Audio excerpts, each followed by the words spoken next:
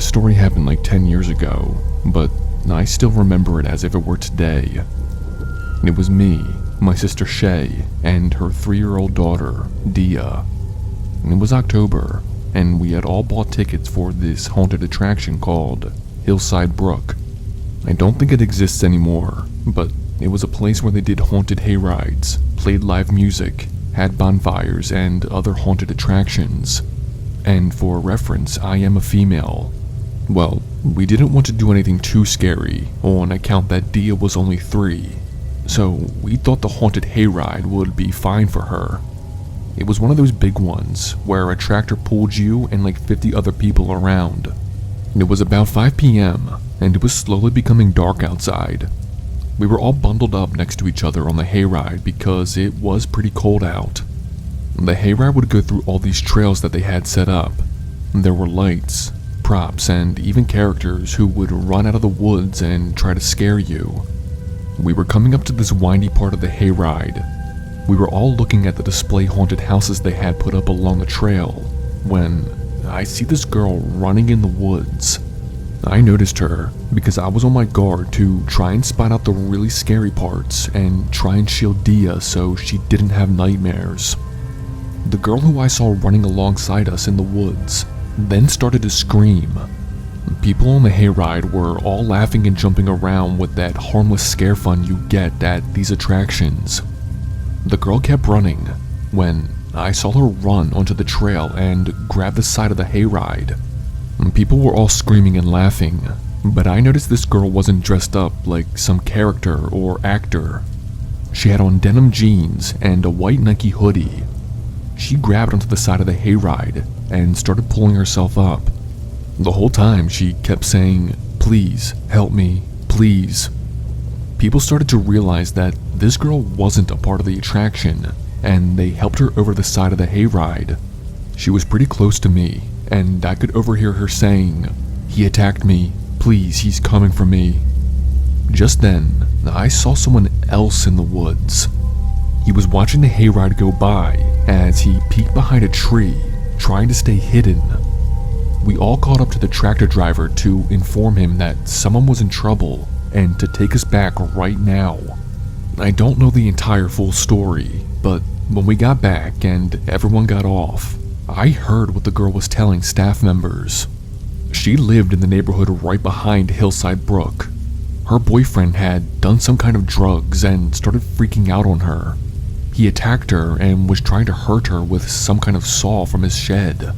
She ran through the woods until she saw our hayride. Cops showed up and it was a whole scene.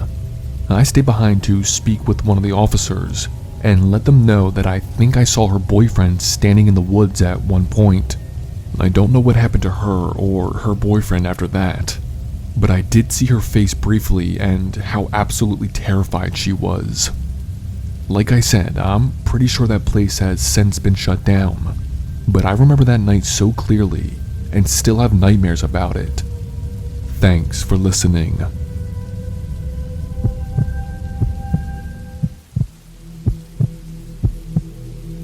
A couple years back, me and a group of my high school friends all went to get spooked at this Halloween attraction.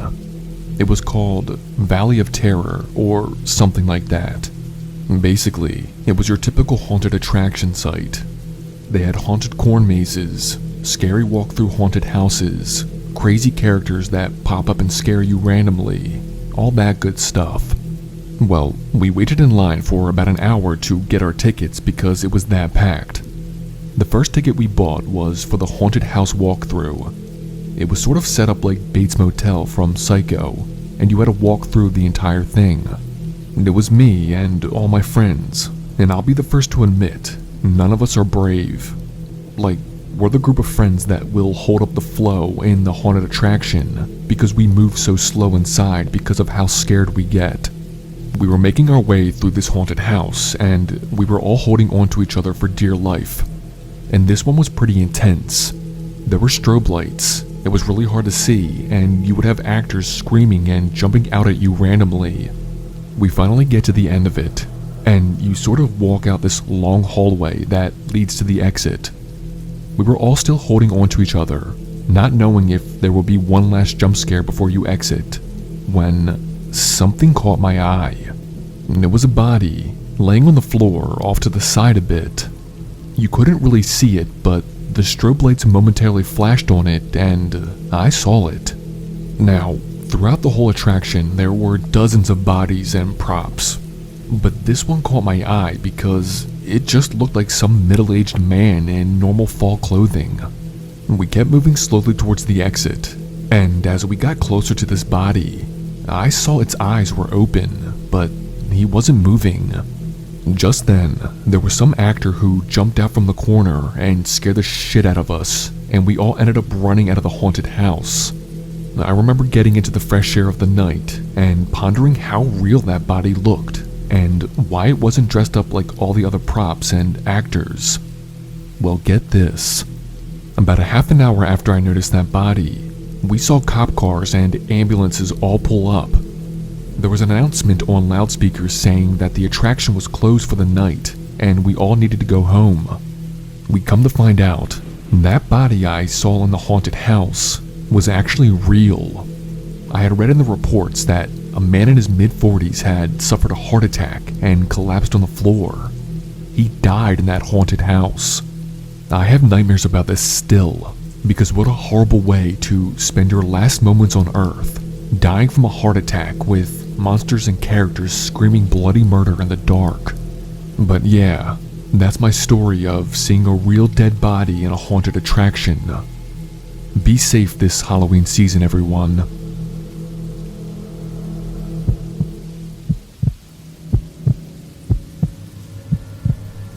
All I can say is that this story is wild.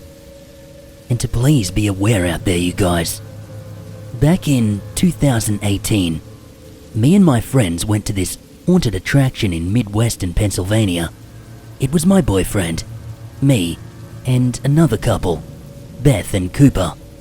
Every year during October, we would go to a different attraction and try to get scared and enjoy ourselves. It's one of our traditions. Well, we get to this place, and it's swamped. The lines were wrapped around, and it was a long wait to get in. For better context, it was out in some huge field, surrounded by miles of woods and trees, which made the experience that much creepier. Well, we were all standing in line and drinking hot apple cider to stay warm while we waited. This haunted attraction was one of those where the actors even come out of the line and try to scare you. As we're standing there, this clown comes out of nowhere and scares the shit out of us. We all scream, and we have a good laugh about it. I guess the clown seemed to like us, because he started talking with us and asking how our night was going. This doesn't happen too often, where the actor will break character to speak with you normally. And that was my first clue that something was a bit off. But at the time I had no idea. The clown turns to Beth and Cooper, and he asks them if they are dating. They answer yes. And then, the clown asked if Cooper was bothering her. Beth laughed and playfully hit Cooper, saying, "Yeah, he's a pain in the ass." The clown had this wicked big red smile. He pulled out this prop knife from his side, and he said to Beth, "Go ahead then, finish him." Cooper pretended to be a horror movie victim, and he was saying things like, "Oh no, please, big bad monster, don't stab me." We all laughed, and Beth took the knife. The clown said to her, "Go ahead, make my job easier." Beth then raised the knife and brought it down onto Cooper's right shoulder. Except the prop knife didn't stop when it hit him. It went 3 inches inside. Cooper let out a real, horrifying scream. Blood started quickly flowing from the wound and onto the grass.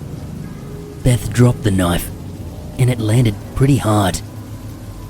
My boyfriend started applying pressure to the wound, and I went to look at the knife. It was not a prop knife like we'd thought. It was real. That's when I noticed that the clown was gone. We had to rush Cooper to the hospital and he was in intensive care that entire night. The haunted attraction wanted to speak with us to find out what exactly happened. They were able to pull footage from that night and see everything on camera. We found out that that clown was not a part of the crew.